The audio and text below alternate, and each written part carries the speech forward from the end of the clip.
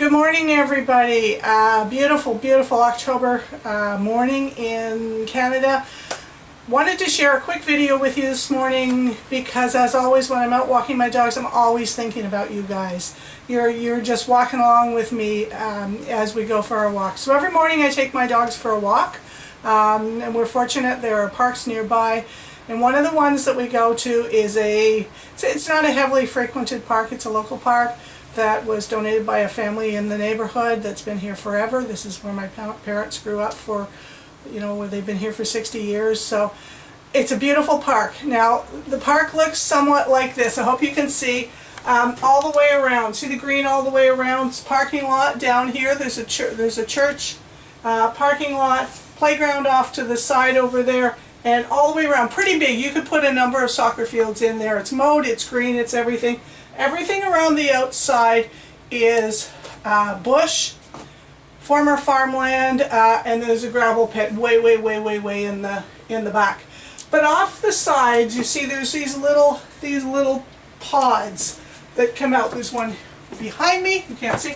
There's one up here, there's one here, and those are trails that come out, that they loop around, they come from another park, they join up and so on. So what happened to me this morning is the same thing that pretty much happens just about every time I take the dogs out. And I'm always aware of it, and I try to keep my mouth shut because I don't want to lecture people when I'm out there. But every once in a while, I have to stop and tell someone that they're doing an amazing job. Okay? So here's the scenario. Let me just draw out what happened to me this morning. So I always walk my dogs on leash in this particular park, even down the trails, even though they can go off leash. The reason I do that is because I have long-coated black dogs. You've seen them in the video. I have no desire to spend 3 hours on each of them every day, a total of 6 hours, grooming them to get rid of the raspberry bushes, the burrs, everything that surround the outside edge of this park.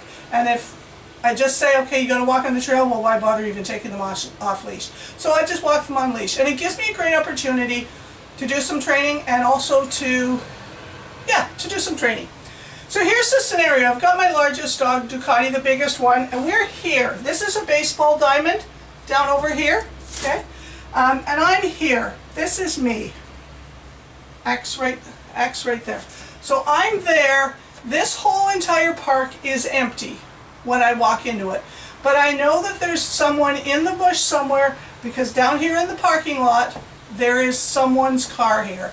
The only reason they park at this end is if they go into the bush. They don't park there to go to the church because it's further away from the church. People are lazy. So I'm here. I've got the dog on leash. She's walking around, checking out the various different things. There's some trees. She's just walking, sniffing. We're walking through, and I see people first come out of this trail right there.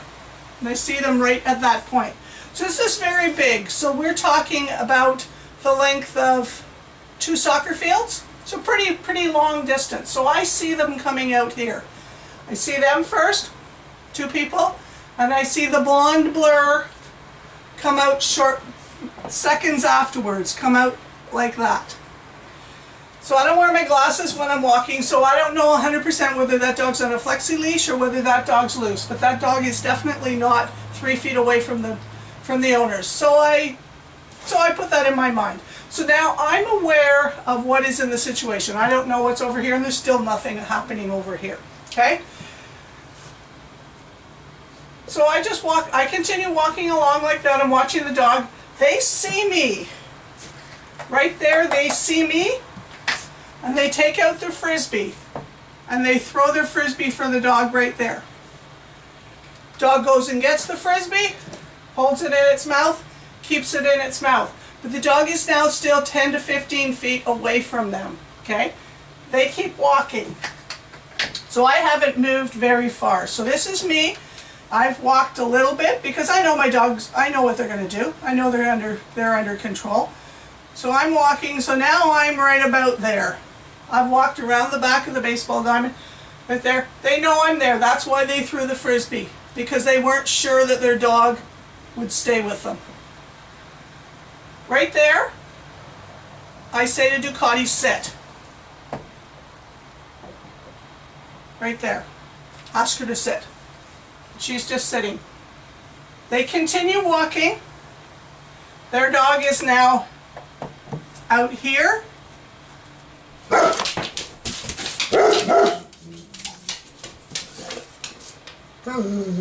Excuse me. No, stop it. Be quiet, please. Ducati. Thank you. No, get down. Stop it. Okay, so they continue walking. Their dog is now out here. They're not much further forward. They're somewhere in here. So the dog is now 15 to 20 feet away from it. You see the two eyes? The dog is now locked onto Ducati. Squatted down. You know that the combination is that I'm going after the dog or I want to play. Okay? That position. They keep walking. They haven't thrown the frisbee again. The dog still has the frisbee in its mouth. So their one reward that they have with them, they have not got back. They haven't asked for it back, and the dog hasn't brought it back. So right there, they're on the dog's agenda. Okay? Totally on the dog's agenda. So the girlfriend, the female in the thing, girlfriend, wife, she's just walking along. The one that's starting to engage with the dog is the man. Okay? They keep walking. Dog gets a little bit further. Dog is scoping out here, thinking, going that way, but eyes are still locked on over here.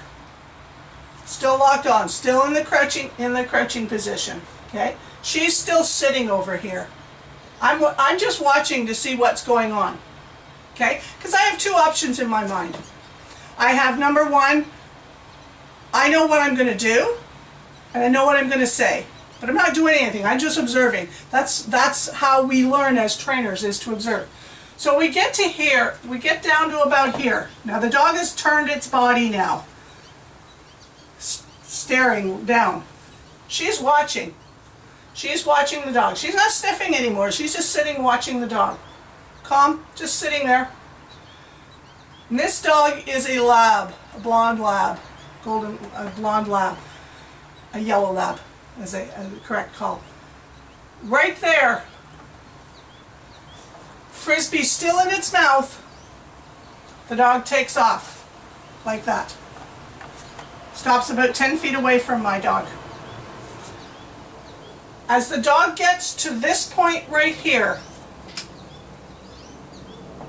she's about 30 feet away, because I'm waiting for some sort of a response from them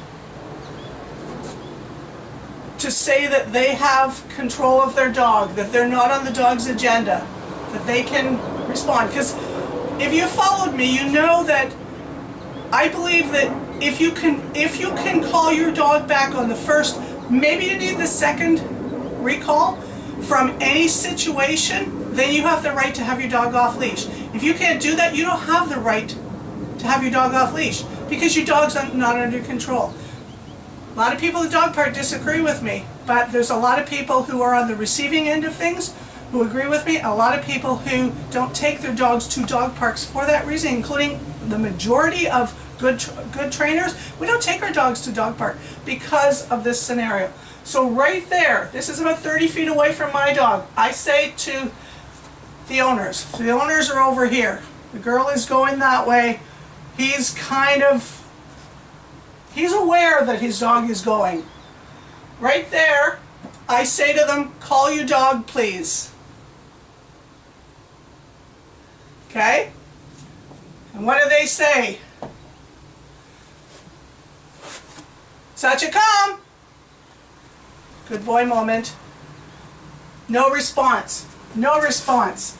Dog actually takes off, coming right in towards my dog, right up to my dog right there, at which point she stands up. Okay? Again, they call the second time. So in the span of 10 feet, 10 to 15 feet right there, they've called the dog twice.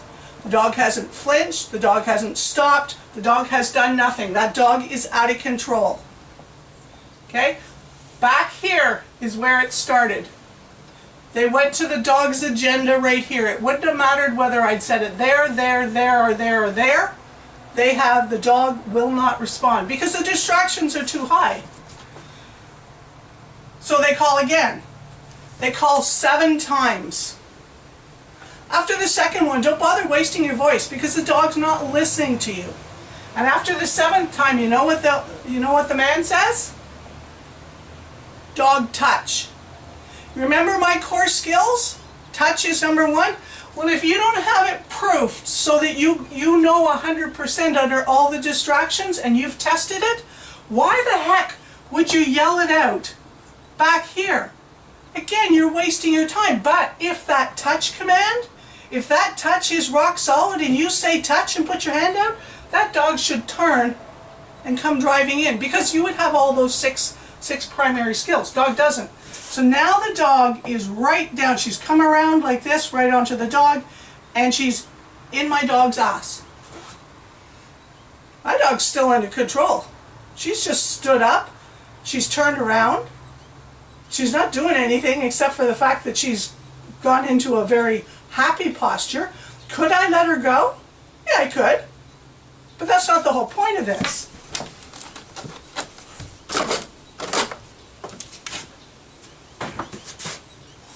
So they call the dog. Okay, now we're up to about 9 calls. So the dog turns around. Okay, I'm going to use my red. So the dog is here. The dog turns around, comes all the way back towards them, turns around, stops there. About 40 feet away from my dog. What do you think they do?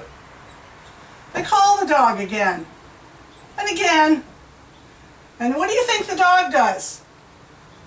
The dog goes tearing in like this without stopping this time, goes around the dog and right up into her face. So she's standing up, dog flips over into a totally submissive position. At which point the owner now has walked all the way up here and he gets a hold of the dog's collar. And he takes her back over here. And I say to him, and I can tell you, it takes me a tremendous amount of self-control not to get frustrated and so on. So I say to him, you need a little bit of work on your recall. And he goes into a little bit of a excuses. Now I try not to lecture people. They go to all these different training schools and stuff. And he says, and you hear this all the time, oh, but she does agility. Well, I have 20 years of experience in agility with title dogs and I've taught agility and so on, and that's no excuse. This behavior that you see occurs on the agility field in competition, it occurs in class, and I said to him, you're making excuses. So I asked him out of curiosity where he took his classes, which gave me some information.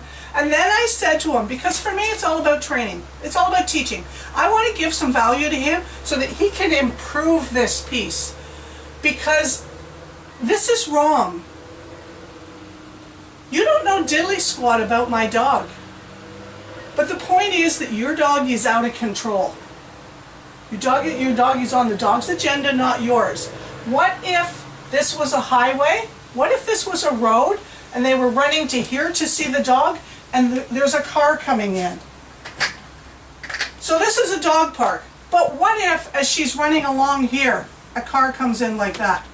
Your dog's dead or badly injured. Okay? So it may be the dog park, but the principle is you've got to have the dog, you've got to be on your agenda, not on the dog's agenda. And in our training, you've heard me talk about permission. The dog back here needed to ask for permission to go. The dog didn't ask for permission. The dog took the liberty of doing it on its own. And they went, oh yeah, sure, whatever. Okay? So that's an important piece. So in here, when they'd run out of calling, he said touch. Perfect. But my conversation with him went something like this. You did you're so close.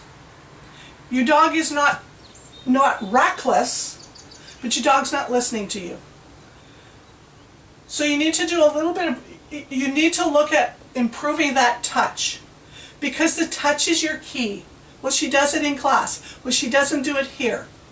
So I suggest to him that maybe he go back to the touch command.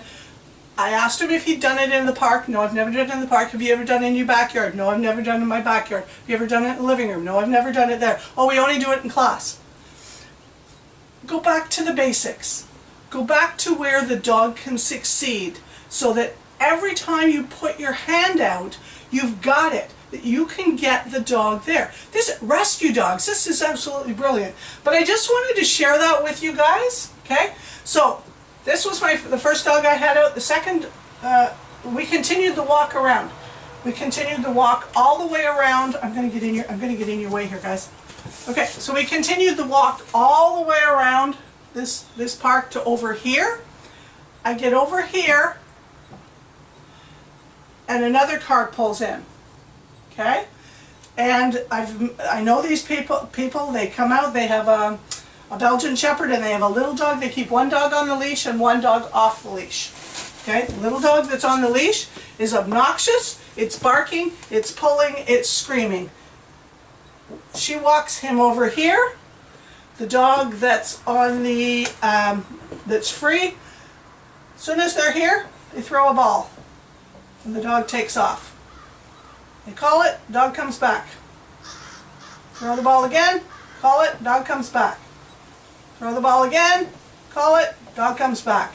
Never once does that dog that's off leash ever acknowledge that I'm over here,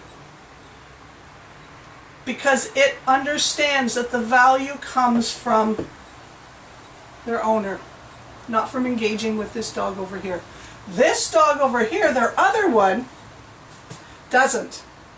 That's why it's always barking. And then the third, and then we get, so these guys are busy doing this. This dog is long gone. Another car pulls in, gets out with his dog, takes it off leash. Dog gets out of the car, so car's here. My car's here. Got my second dog in the car right there in the crate in the back. I don't know whether you guys can see that or not. So right here, okay? So they're side by side. Dog gets out of the car, walks around. So this would be my car right there. His car's over here. Lets the dog out, off leash, in the parking lot. Dog walks out right up to the face of my dog in the back of the car. That's not fair. This dog is in a crate, behaving nicely, and you're being intrusive. You wouldn't let your kids go climb into someone else's car. Why would you allow your dog to do that? That's not fair. But he's very good in the car, and he just sits there. He barks a little bit, and he says, you know what, you're in my face? I don't like it. I don't stop my dogs from barking when someone is in their face. That's just me. Okay, so he lets the dog loose. So over here,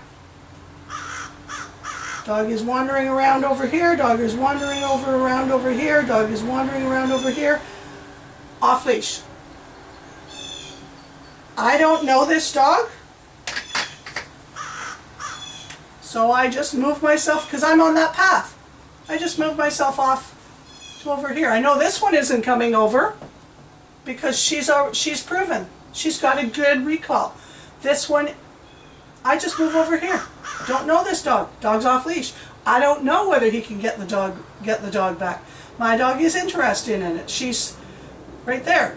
We sit. She's watching.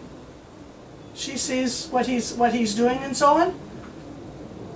But she doesn't do anything. So he continues on up there, away he goes, and we continue on down there. This is a pretty typical situation at a dog park. But I would tell you from experience, and I've been watching this all week long as I do that, this is more common. Out of all of these dogs, I've met 15 dogs over the last week. More than 70% of them are this scenario right here. They're out of control. They're on the dog's agenda. They can't call them back. I met one person this week, a lady in her 70s with a lab cross. She came, same scenario. She came out of there. Right there, she let the dog go. But I was back here with this same dog, my larger dog. And she said to me, I let the dog go because it looked like it was about the same size. Well, no, your dog is about 37 pounds, and this is 80. Double the size. You're that far away, you can't judge. And I said to her, you don't know my dog, you don't know what my dog's behaviors are, you don't know anything about my dog. But when her dog got to about there, so about halfway down the field, I said, call your dog, please. She called her dog. The dog turned around and went right back to her and sat down. I don't have a problem with that. That is amazing. And I had a great opportunity right there as we got together like that. I had the opportunity to say to her, you know what? You are one of very, very few people who have control over their dog. That was beautiful. You called her, she turned, and she came right back to you, and she stayed there. Awesome job. You should be proud of yourself. We need to be that lady. We need to be this person right here. We need to be this guy over here. We don't need to be this guy. This is what our 4 core strategies that you've got, our 6 things that we've got, that is what will fix this. Okay? I just had to share that with you this morning. You can tell I'm very passionate about this because I love seeing dogs run loose, but I really, really, really we need to educate the public that not every dog is entitled to go loose because they haven't earned the right to go loose. They haven't asked for permission. And they haven't shown that they are responsible enough to come back. We wouldn't let our kids go out. Why do we let our dogs do it? Anyway, that was my thinking of you. That's it. I'm done today. If you have any questions about that, please just post them at the bottom and I'll help you out. Okay? If you have any videos you want to post of that scenario, we can all talk about it together. But have a really awesome day. Love talking with you guys. Bye. Have a great weekend.